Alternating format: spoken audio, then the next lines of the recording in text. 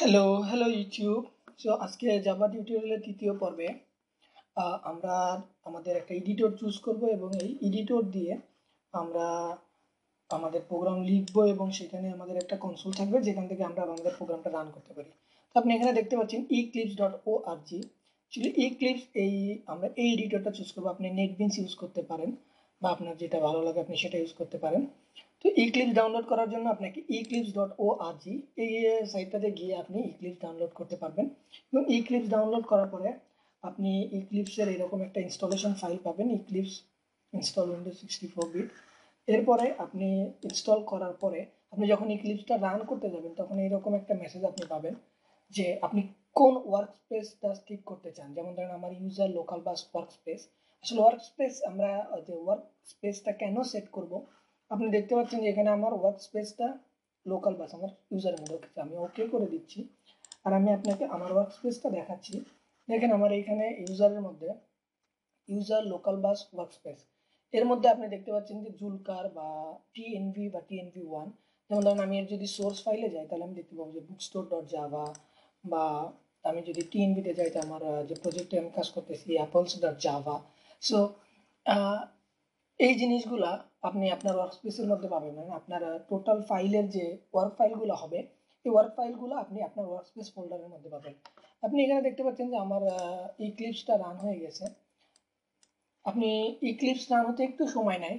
হ্যাঁ, আপনি এখানে ক্লিক করলে ধরেন আমার রিস্টোর এখানে ছিল, যাই হোক আমি সব কেটে দিচ্ছি, আমি নতুন কোনো প্রজেক্ট আপনাদের সাথে শুরু করব।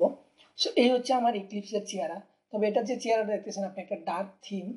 তো নর্মালি হচ্ছে আপনি যদি প্রিফারেন্সে যান, উইন্ডো প্রিফারেন্স, এখান থেকে আপনি দেখতে পাবেন যে জেনারেল অ্যাপিয়ারেন্স, হ্যাঁ, কালার অ্যান্ড ফন্টস, আপনি এখান থেকে থিম চুজ করতে পারবেন এডিটরের জন্য যে আপনি কোন ধরনের থিম চাচ্ছেন। আমি আসলে ডার্কের মধ্যে কাজ করতে বেশি পছন্দ করি, যার কারণে এই রকম আপনি এখান থেকে ডার্ক চুজ না করে আপনি ক্লাসিক চুজ করতে পারেন। অ্যাপ্লাই দিয়ে ওকে দিয়ে দেখতে পারেন এখানে পুরোটা হোয়াইট এবং এর মধ্যে আপনি লিখতে পারবেন। আসলে আমি এটা পছন্দ করি না, যার কারণে আমি প্রিফার করি এটাতে, কারণ আমার দেখতে ভালো লাগে এটা। সরি, অ্যাপিয়ারেন্স ডার্ক থিম, আমার কাছে ডার্ক থিমটা ভালো লাগে। তাহলে কালারগুলো মানে আপনার যে প্রোগ্রামগুলো লিখবেন এই প্রোগ্রামগুলো আপনার অনেক কালারফুল লাগে আমার কাছে। সো এই হচ্ছে আমাদের ইক্লিপস। আর ইক্লিপসের আমরা অলরেডি উইন্ডোজের প্রেফারেন্স থেকে আমাদের জেনারেল অ্যাপিয়ারেন্স এবং আমরা ডার্ক থিমটা চুজ করে নিয়েছি, কারণ আমার ডার্ক থিমটা পছন্দ। আপনার যদি পছন্দ না হয় আপনি যে কোনো থিম চুজ করতে পারেন। অ্যাপ্লাই, ওকে। আরেকটা জিনিস যেটা খুবই গুরুত্বপূর্ণ সেটা হচ্ছে উইন্ডোজ প্রেফারেন্স, এবং আপনি যদি এখানে জাভা, দেন এডিটর, দেন কন্টেন্ট অ্যাসেস এখানে ক্লিক করেন তাহলে আপনি একটা এখানে অপশন দেখতে পাচ্ছেন enable auto activation এবং auto activation triggers for java। এই ঘরে আপনি দেখেন আমি একটা ডট এবং আন্ডারস্কোর, এরপরে এ বি সি ডি 26টা অক্ষর আমি স্মল লেটার এবং ক্যাপিটাল লেটারে লিখে এর ভিতরে লেখা আছে, যেমন CDEFG এভাবে আপনি দেখেন এর ভিতরে লেখা আছে। সো আপনি নোটপ্যাড বা মাইক্রোসফট ওয়ার্ড বা আপনি যে কোনো কোথাও এটা লিখে এরপরে কপি করে এখানে পেস্ট করে দেন, কিংবা আপনি এর ভিতরেও লিখতে পারেন ডট আন্ডারস্কোর দেন 26টা অক্ষর স্মল লেটারে এবং 26টা অক্ষর ক্যাপিটাল লেটারে। সো অ্যাপ্লাই, ওকে।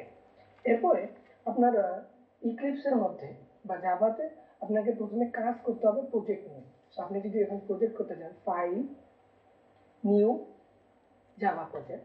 সো আমরা জাভা প্রজেক্ট ক্লিক করার পর এখানে দেখছেন এই প্রজেক্টের নাম চাচ্ছে। সো আমরা প্রজেক্টের নাম দিলাম ফার্স্ট।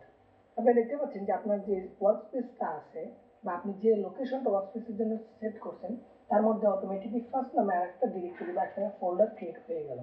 এখানে ফিনিশ দেন, তো আপনি এখানে দেখতে পাবেন যে একটা ফার্স্ট নামে একটা ফোল্ডার ক্রিয়েট হয়েছে। এই ফার্স্ট ফোল্ডারের মধ্যে আপনি দেখতে পাচ্ছেন সোর্স নামে আরো একটা ফোল্ডার আছে। তো আমরা ফার্স্ট ফোল্ডারে আমরা নিউ বা ক্লাস, একটা ক্লাস নেব। এখন জাভাতে সবকিছুই ক্লাসের উপর ডিপেন্ডেন্ট। ক্লাস, দেন আমরা ক্লাসটাকে অবজেক্ট, এটা আমরা আসলে আস্তে আস্তে আমরা আরো গভীরে যাব বা আমরা আস্তে আস্তে জানবো যে ক্লাসটাকে কি, বা জাভাতে ক্লাস এত কেন গুরুত্বপূর্ণ বা ক্লাস নিয়ে কেন কাজ করতেছে। ওকে, এটা জাস্ট আপনি জানেন যে এটা আপনি করতে হবে, আপনাকে এটা প্রজেক্ট নিতে হবে এবং আপনি একটা ক্লাস নিয়ে ক্লাসের ভিতরে কাজ করতে হবে। এবার আপনি এখানে দেখেন আমি এখানে একটা টিক চিহ্ন দিচ্ছি, public static void main. So আমি এটা দিচ্ছি কারণ এটা তাহলে অটোমেটিক্যালি আমার যে আমি ক্লাসটা তৈরি করতেছি, ক্লাসের নাম হ্যালো প্রোগ্রাম। আরেকটা কথা যেটা খুবই ইম্পর্টেন্ট, যে কোনো ক্লাসের নাম আপনি বড় হাতের অক্ষর দিয়ে শুরু করবেন। এটা প্রত্যেক প্রোগ্রামারই করে, আপনিও করবেন। এটার কোনো স্পেসিফিকেশন নাই, আপনি ইচ্ছা করলে ছোট করে দিয়েও শুরু করতে পারেন, আপনি ছোট এইচ দিয়েও শুরু করতে পারেন, ছোট অক্ষর দিয়েও শুরু করতে পারেন। আমি এটাকে দিয়ে দিলাম। এটা দিয়ে দিলে কি হবে যে দেখেন ও আমাকে অটোমেটিক্যালি এটা লিখে দিচ্ছে যে পাবলিক স্ট্যাটিক ভয়েড মেইন। আপনি হয়তো আমার সেকেন্ড ভিডিও বা ফার্স্ট ভিডিওতে দেখছিলেন যে আমি এটা একটা নোটপ্যাড প্লাস প্লাসে লিখে করছিলাম, আর এখন আর আমাকে লিখতে হলো না। আমার যে ক্লাসের নাম সেটাও এখানে চলে আসছে, এবং এই ক্লাসের নাম ডট জাভা সে এখানে চলে আসছে। যখন আপনি কম্পাইল করবেন তখন অটো ক্লাস তৈরি করবে ইক্লিপসে, এটা আপনাকে নিয়ে যাবে। এখানে দিয়ে দিচ্ছে অটো জেনারেটেড মেথড। সো আমরা এটাকে ডিলিট করে দিলাম। সো অটো কমপ্লিশনটা আমরা যেটা করলাম যে ডট আন্ডারস্কোর বা এবিসিডি দিয়ে রাখলাম, এটা কেন? কারণ আপনি যদি এস লেখেন, দেখেন এস এর সাথে এস এর সাথে সম্পর্কিত যত কিছু আছে জাভা কম্পাইলারে সব কিছু আপনাকে এখানে দিচ্ছে। সো আপনি লেখেন সিস্টেম, এখানে অটোমেটিক চলে আসতেছে, যে আপনি জাস্ট সিলেক্ট করবেন। আপনি ডট লেখেন, এরপরে দেখেন আপনাকে দিয়ে দিচ্ছে so system dot out. So আমাদের প্রিন্ট করার জন্য যে মেথডটা সেটা হচ্ছে system dot out dot print L N, মানে প্রিন্ট নতুন লাইন। আপনি শুধু প্রিন্টও দিতে পারেন, এখানে প্রিন্ট এল এন, প্রিন্ট নতুন লাইন। এরপর আপনাকে ফার্স্ট ব্র্যাকেটের মধ্যে ডাবল কোটেশনের মধ্যে আপনাকে একটা স্ট্রিং লিখতে হবে, যেমন জাভাতে সবাইকে ওয়েলকাম, ইংলিশ বাংলা হয়ে গেল, যাই হোক। So system dot out dot print line. এরপরে আপনার প্রত্যেকটা সেন্টেন্সের শেষে একটা সেমিকলন। সেমিকলনটা হচ্ছে এই, এটা এখন আপনি এক্সিকিউট করতে হবে। যদি সেমিকলন না থাকে দেখেন ইক্লিপস অলরেডি আপনাকে এখানে একটু রেড সাইন দেখাচ্ছে, তার মানে system error, syntax error, sorry syntax error. So আপনি জাস্ট ক্লোন দেন, আপনার programme is okay. Just control S দিয়ে সেভ করেন। দেন এখানে আপনি একটা সবুজ বাটন দেখতেছেন, এটা হলো রান। রান করেন এবং আপনাকে যে আউটপুটটা দেখাবে সেটা হচ্ছে কনসোল। এই কনসোলের মধ্যে আপনি আউটপুটটা দেখতে পাবেন। আপনি ইচ্ছা করলে এইভাবে রাখতে পারেন কনসোলকে, বা আপনি কনসোলকে ড্রাগ করে রাখতে পারেন, বা আপনি ইচ্ছা করলে কনসোলকে এখানে নিয়ে আসতে পারেন। সো জাভাতে সবাইকে ওয়েলকাম, তার মানে আমাদের ইক্লিপস ইনস্টল করা হয়ে গেল, এবং ইক্লিপসে আমরা একটা প্রথম প্রোগ্রামও রান করলাম। সো নেক্সট টিউটোরিয়াল থেকে আমরা ডিরেক্ট কোডিংয়ে যাব এবং ডিটেলস আলোচনা করব প্রত্যেকটা বিষয় নিয়ে, ভেরিয়েবল, ডাটা টাইপ, তারপরে আপনার প্রত্যেকটা টাইপ, মেথড, ক্লাস, এবং জাভাস্ক্রিপ্টের যে ফাংশনগুলো আছে, যেগুলো লাইব্রেরিতে আছে, বা জাভার যে লাইব্রেরি ফাংশনটা আছে, এগুলো নিয়ে আমরা ডিটেলস আলোচনা করব। টিল দেন আজকে এই পর্যন্তই, আর আমি আপনাদের সাথে আমার নেক্সট ভিডিওতে কথা হচ্ছে আপনাদের সাথে। ততক্ষণ পর্যন্ত আপনারা ভালো থাকেন, সুস্থ থাকেন, আর শিখতে থাকেন, শেখার কোনো শেষ নাই। যা শিখবেন তাই কোনো না কখনো কাজে লাগবে। ওকে, থ্যাংক ইউ, বাই বাই।